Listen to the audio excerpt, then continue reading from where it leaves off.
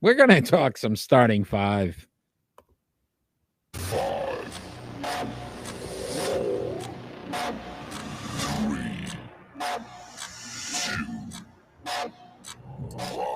Ron, we decided this starting five was going to be New England Patriots first round draft picks.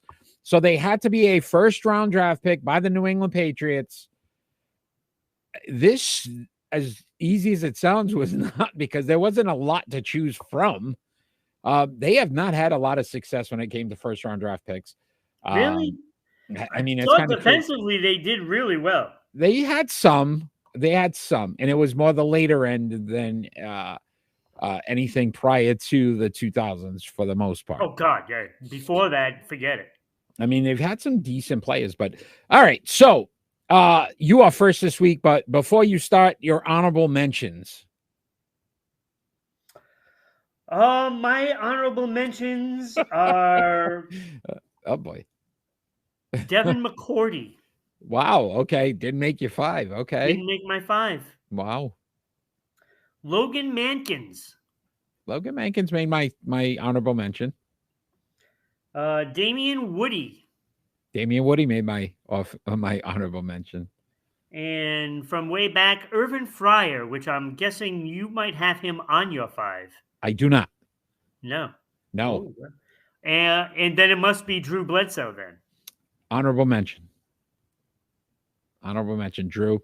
I also had on my honorable mention Bruce Armstrong. Oh, yeah, I forgot Bruce. Solid, but again, no championships. That gave him a little ding, and there was an offensive lineman that was a little better I put up in my starting five. Gerard Mayo, believe it or not, had a very good career with the New England Patriots. He was on the bubble for the honorable mention. And then Richard Seymour and Vince Wilfork. Wait, they're on your honorable mention? Yes, sir. Yes, sir. Wow. Yes, sir. All right. So we are going with our starting five. Somebody big? Ron, you're number five.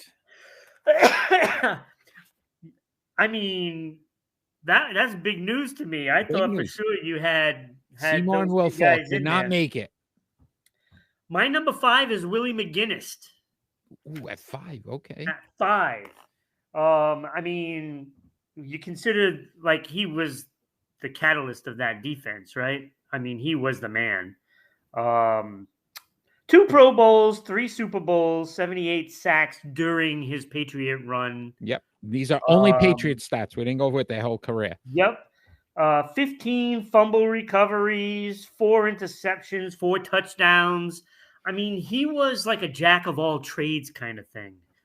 But he ran that defense. He was the guy on the field calling out what to do, and that was big back then. Yeah, listen, it was big. Yeah, and he's a little higher on my list. Yeah, at 5 for me, one of those offensive players, Stanley Morgan, one of the best wide receivers in New England Patriots history. 534 receptions, over 10,352 yards receiving, 67 touchdowns, 4 Pro Bowls, 10,000 yards receiving. Pretty impressive. If you think about those teams, they weren't very good. No. The 1 year in 85. But other than that, Stanley Morgan was a reliable resource for the offense. And 534 receptions out of all the first rounds was the highest. So I went Stanley Morgan at 5. I love Stanley. 86. He just didn't have the numbers for me, so I couldn't even get him on my honorable mention. Wow. Like most of my players are all defense.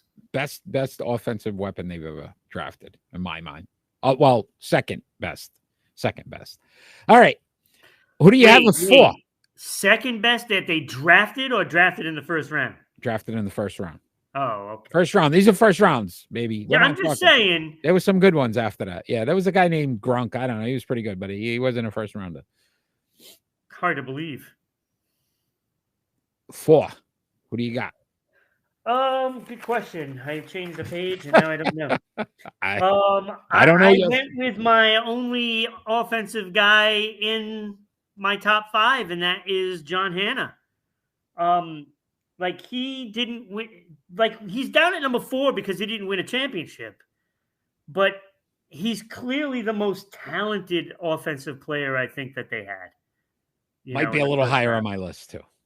Yeah, I mean, I get it. I like the defensive side of the ball better for the Patriots, I but see it. I can see that happening. You put him up high, and that's fine. He deserves to be in that top 5 no matter what. I mean, he's one of the best Patriots to ever play. Yeah. I mean, he was fantastic. Agree. So at 4 for me. Wait. 9 Pro Bowls? Did I mention that? 9 Pro Bowls, and 7 All-Pro? Pretty good. That's the best out of any first rounders. Yes, sir. At 4 for me, my favorite player of all time. There he is in the background, Mr. Ty Law. I went Ty Law, 36 interceptions, 638 tackles, 4 Pro Bowls, 2 All-Pro, and 3 championships with the New England Patriots. So I went Ty Law at 4. Yeah, and Law at 4. Law at 4. I had him higher on my list. Well, okay, let's go, baby. That's why we do these. Number 3, I have Vince Wilfork. Look, that dude was there. He was there the entire time for that Patriots line and that defense. Nobody was moving that man. Agreed. Vince was he nasty, was creating gaps. And he was a Patriot. I hated when he left. I hated it. Felt funny seeing him in Houston. Oh, it was awful. Yes, it wasn't the same. But Vince is always a Patriot to me. Yep. And 5 Pro Bowls. What was it? 1 All-Pro, 2 Super Bowls. He was the big Vince. He was there. He was an important weapon. Definitely. I like it 3. Listen, I went defense at 3 as well. But I went Devin McCourty, and I did the disrespect you give Devin McCourty, because I'll say this. If you think about his career started at cornerback, and it could have went sideways real quick, guess what? He moved to safety, and 35 interceptions, 971 tackles, 2 Pro Bowls, 3 championships. And when you talk the brains of the defense, Devin McCourty was that guy for those championship run. Patriot all the way, right? Yeah, Devin McCourty never moved. He was a Patriot till the end. Yeah. So I put Devin McCourty at 3. It was no disrespect to him. I wanted some guys in there, and he was one of them, and it's tough. It's tough. Make it. Yeah, I got you. Because even Seymour, as much as I wanted to put it, I mean, he had a good career with the Patriots. He did. So who do you have at 2? He did have a very good career with the Patriots. Well, I just mentioned that guy a little while ago.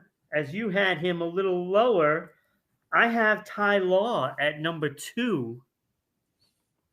I mean, Ty Law. Imagine if they actually threw the ball to his side. He was nasty, bro. He was one of the best corners in the league for quite some time. He was so good. 4 Pro Bowls, like you said, 2 All-Pro. Those 36 interceptions, but there was more to it. He had 6 touchdowns. He had 15 fumble recoveries. He had 537 solo tackles as a defensive back. Yeah, no, Ty was nasty. Those are linebacker numbers. I love Ty. Ty Law was ridiculous. And if I'm not mistaken, they even put him on offense a few times. They may have. He played a few. I think when the Dion experiment and everybody was doing it. So yeah. He may have been. I will say at 2, I went Willie McGinnis. 672 combined tackles, 78 sacks, 2 Pro Bowls, 3 championships. I love the sack number, but to your point, again, down lineman, pass rusher. Yep. Really was the catalyst with him, Brewski. And he could cover tight ends. He could do it all. Yeah, he was definitely dynamic, and I loved me some Willie McGinnis, number 55. I had his jersey when he got drafted. I was so excited about it because I was just like, wow, this guy's going to be amazing. Favorites all time. And he lived up to that hype. And I'll never forget that play in Indianapolis. He faked an injury, came back, then they stopped him on the goal line in the That's the stuff that the Patriots were made of. All right, so who do you have at 1? Number 1, I have Richard Seymour. Wow, Oh there my it is. God. I couldn't believe. That's why you said, why did you leave Martin? Seymour was great. Oh my God. 5 Pro Bowls, 3 All-Pro, 3 Super Bowls, and that's just with the Patriots. With the Patriots, he was a beast. He was huge and not wide. He was huge. He was a big man, and he played big at big moments. He would just blow up the offense. I mean, they couldn't stop him because he was just too athletic and too strong and too much of a house for anybody to stop him. Yeah, I agree with you. Listen, it was tough. And the reason why I put Stanley Morgan in, because I've always said this as a Patriot fan. If Joe Montana was the New England quarterback, Stanley Morgan's Jerry Rice. Yeah. Again, you think about what he had, Steve Grogan, Tony Eason, some of these guys, not very good. And then it's the same thing for me. I always said Andre Tippett, probably one of the best linebackers ever. If it wasn't for Lawrence Taylor, Andre Tippett would have gotten a lot of press. Yeah. But anyway, my number 1 has to be Hannah, though, bro. 7 All-Pros. You've told me, right? What does All-Pro mean? You were the best at your position throughout the NFL. That's the only one they got right. Where, listen, 7 times, he was the best offensive guard. He's up there in the top 5 all time in NFL history. Yeah. So that's why I went John Hannah he's again. Fantastic. 183 games started, 9 Pro Bowls, 7 All-Pros. Yes, they didn't win a championship. He did get there once in that 85 season, but again, it's unfortunate. They just don't have the players. They never had the players, man. And that, and you could see it if you think about it. When we were doing this, I'm going, wow, they really bombed on a lot of first-round draft picks. Offense was just brutal, dude. Yeah, they just didn't have. It was only offensive linemen. There was some guy, Hartley Dykes. He had a great first year. Then he got an injury. I remember them drafting Katzenmoyer. You remember that? Oh my goodness, was that? I got that jersey. Yeah, 95, wasn't it? He had number 95. I was like, oh man, this guy's going to be great. Horrible. His career was like done and over quick. Yeah, because he got hurt like right away. Yeah, he stunk. And then that was it. He stunk. All right, my friend, that was fun.